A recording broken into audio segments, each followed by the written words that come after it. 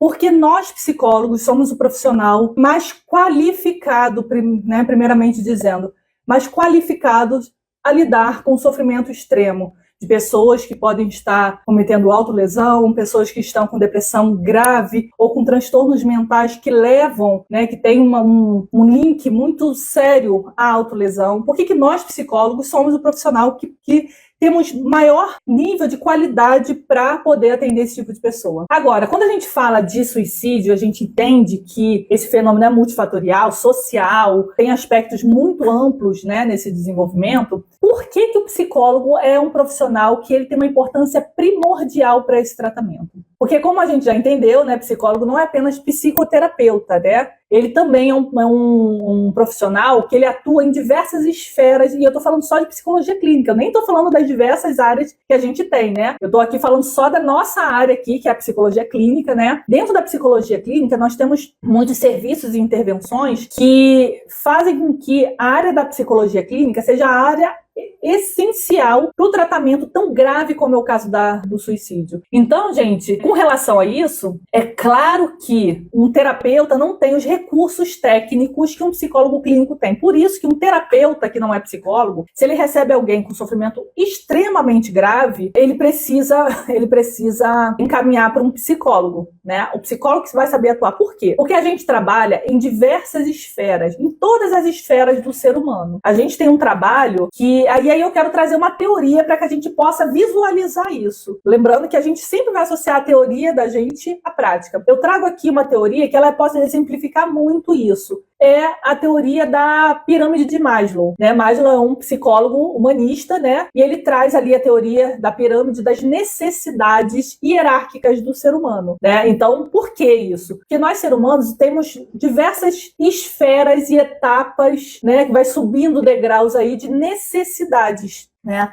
E quando a gente fala disso, o psicólogo que trabalha com o ser humano, com o indivíduo, com o subjetivo daquele indivíduo, né? Ele precisa entender qual é o sofrimento e qual esfera de sofrimento aquele ser humano está vivendo para que ele possa atuar de acordo com a esfera de sofrimento que ele está vivendo. Quando a gente fala de terapia, de psicoterapia, é uma esfera só de sofrimento. E a gente precisa entender isso. Então vamos lá. A primeira necessidade que um ser humano tem é a necessidade fisiológica. Né? São várias necessidades, passa por via fisiológica, segurança social, estima e aí realização pessoal ou autorrealização.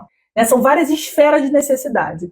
Quando a gente fala de sofrimento muito extremo, a gente está falando de necessidade básica, fisiológica. Por quê? Porque a pessoa sente dores mesmo. Quando a gente fala do suicídio, ele está sempre associado a um transtorno mental. E, normalmente, o transtorno mental que ele está associado é a depressão. Ele pode estar associado a outros transtornos, como transtorno de personalidade borderline, que muitas vezes, e na maioria das vezes, tem comorbidade com a depressão. A gente pode estar falando de transtornos psicóticos, que também tem comorbidades com a depressão. Ou seja, então, o fenômeno suicídio, né, o fato, né, de ideação suicídio, autolesão, né, ou a própria tentativa de suicídio, ela está sempre ligada a um adoecimento, a um transtorno mental. Então, quando a gente fala de transtorno mental, ele tem esfera de sofrimento também, é sempre multifatorial. Todo sofrimento na nossa área é multifatorial. É biopsicossocial, sempre. Nunca é assim, ele tá fazendo isso porque ele é muito inflexível. Não, isso é um fator, entende? Ele fez isso porque a namorada se separou dele e ele ficou mal. Não, isso aí é um gatilho, foi um gatilho, né? Então, os fatores e os gatilhos, eles estão presentes, a gente pode identificar eles. Mas, normalmente,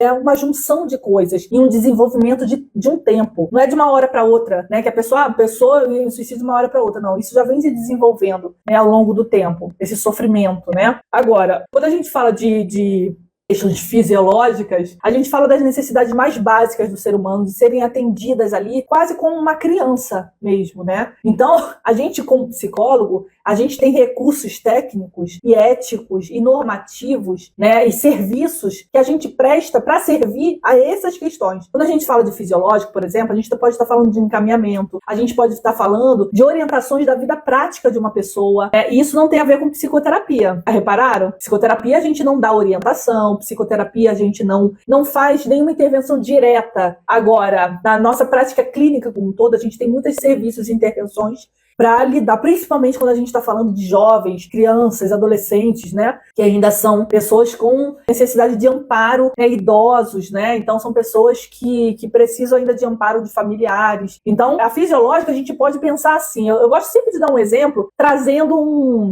uma história. Imagina uma pessoa que mora na rua e ela não tem o que comer. E assim, ela tá desesperada, querendo comer alguma coisa porque o estômago tá doendo, ela tá dias sem comer, ela tá se sentindo fraca, ela não tá conseguindo raciocinar direito. Qual a necessidade básica dessa pessoa? Ela tá na rua, então ela tem muitas necessidades. Ela tem necessidade de moradia, ela tem necessidade de atendimentos, né, médicos, de assistência social, de tudo. Mas qual é o que ela tá mais necessitada nesse momento? Ela não consegue nem pensar nos outros. Não é a comida? Não é a fome? Então você entende que as necessidades básicas, elas estão ligadas a algo tão básico do ser humano, tão necessitário do ser humano, que ele não consegue evoluir, nem pensar em outras questões que são muito importantes, porque está com fome. Nem se ela estivesse sofrendo um perigo ali, ela não conseguiria nem raciocinar direito diante do perigo por conta da fome. Entende que necessidades básicas têm esse teor. Agora, imagina se essa pessoa, sei lá, depois de muito tempo ela encontrasse um lugar que oferecesse comida gratuitamente para ela, todos os dias, que ela não precisasse pagar e ela pudesse estar ali numa fila e todo dia comer.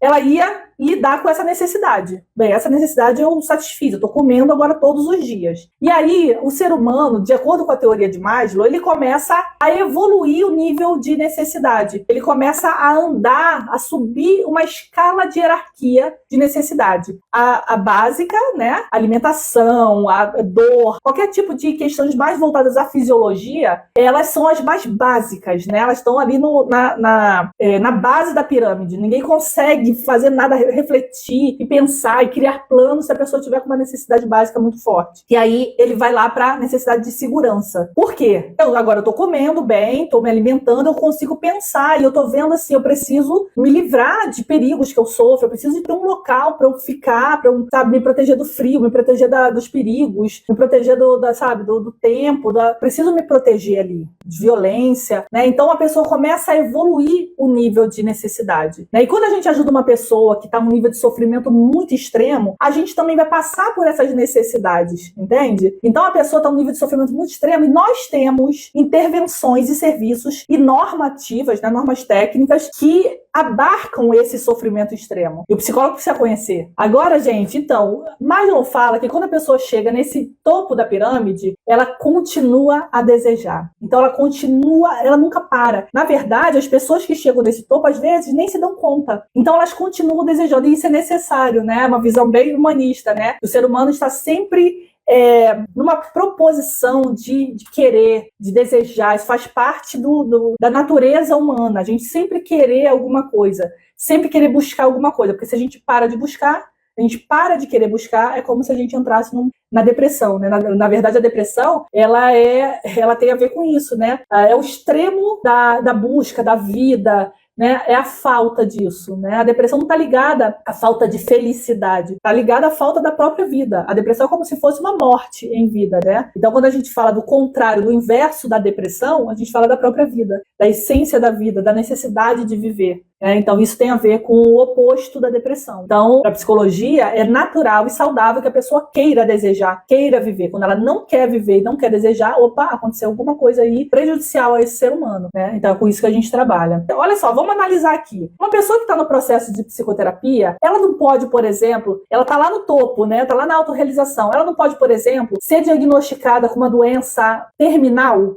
Ela tá lá na sua alegria e pá, cai lá pro topo. Então não é mais a psicoterapia muitas vezes que ajuda. Essa pessoa pode entrar no nível de depressão, ela pode entrar no nível até de tentativa de suicídio. E aí a gente precisa conhecer as intervenções que interagem com esse nível de sofrimento extremo. E não é a psicoterapia. A psicoterapia requer que a pessoa esteja aberta a evoluir, seja aberta a entender o sofrimento. Uma pessoa, às vezes, que cai, né, perde a família inteira num desastre, a pessoa, de repente, para de querer viver, ela não está mais disposta a continuar o processo perde o sentido para ela. E o psicólogo vai lá com ela, lá para aquele nível, ele tem várias intervenções para ajudar a pessoa a se manter estável nesse momento de sofrimento extremo, para que ela possa novamente ressignificar sua vida e novamente voltar ao processo, de repente, de psicoterapia. Entende que o psicólogo, ele não atende só pessoas que estão nesse nível do topo da pirâmide. Ele vai atender pessoas que estão no nível de extremo sofrimento. Ele tem intervenções que não é a psicoterapia, que vai ajudar a pessoa a sair desse sofrimento. Quem quiser conhecer essas intervenções, entender um pouco mais sobre o processo clínico, desde o início do tratamento até o final, até o processo de psicoterapia, vai lá na aula que está aberta, aproveita que está aberta até agora, vai lá.